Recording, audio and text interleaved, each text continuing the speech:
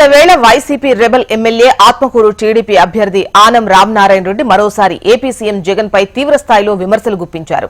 రాష్ట్రంలో వైసీపీ ప్రభుత్వం అధికారంలోకి వచ్చిన 5 ఏళ్లలో మద్యం కుంభకోణం ద్వారా స్వయంగా సీఎం కోట్లాది రూపాయలు దోచుకున్నారని ఆనం ఆరోపించారు. ముఖ్యమంత్రి అత్యంత సన్నిహితుడు మద్యం కార్పొరేషన్ చైర్మన్ వాసుదేవరెడ్డిని ఎన్నికల కమిషన్ విచారించి వెంటనే తొలగించి తన మాతృ సంస్థకు బదిలీ చేయాలని డిమాండ్ చేశారు. ఇవాళ రాష్ట్రంలో జరుగుతున్నటువంటి మద్యం కుంభకోణం, మద్యం ద్వారా ఎవరు ఎన్ని రకాలుగా దోపిడీ చేస్తున్నారో, పేద వర్గాల ప్రజలు ఏ విధంగా నష్టపోతున్నారో, చివరకు జగన్ రెడ్డి గారి ప్రభుత్వం పేద మధ్యతరగతి కుటుంబాల యొక్క ఆరోగ్యాలను క్షీణించే వరకు ఈ మద్యాన్ని ఆయన సరఫరా చేస్తూనే ఉన్నారు. ఆ మద్యం ద్వారా లక్షల కోట్లు దోచుకుంటూ ఉన్నారని చెప్పి ఈ సందర్భంగా తెలియజేస్తా ఉన్నాం. ఈ 5 ఏళ్లలో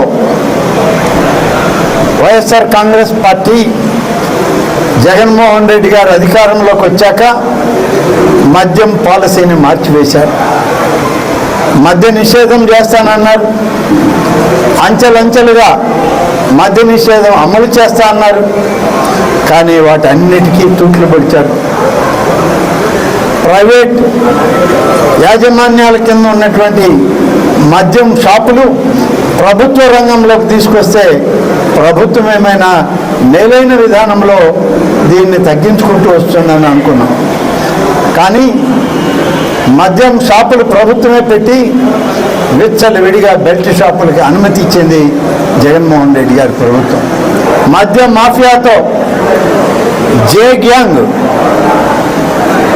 జే బ్రాండ్ మద్యం జే గ్యాంగ్ అమ్ముతూ 1,00,000 కోట్ల రూపాయలను దోచి జగన్మోహన్ రెడ్డి గారి ఇంటికే పంపడం జరిగింది అని చెప్పి నేను ఈ సందర్భంగా తెలియజేస్తాను.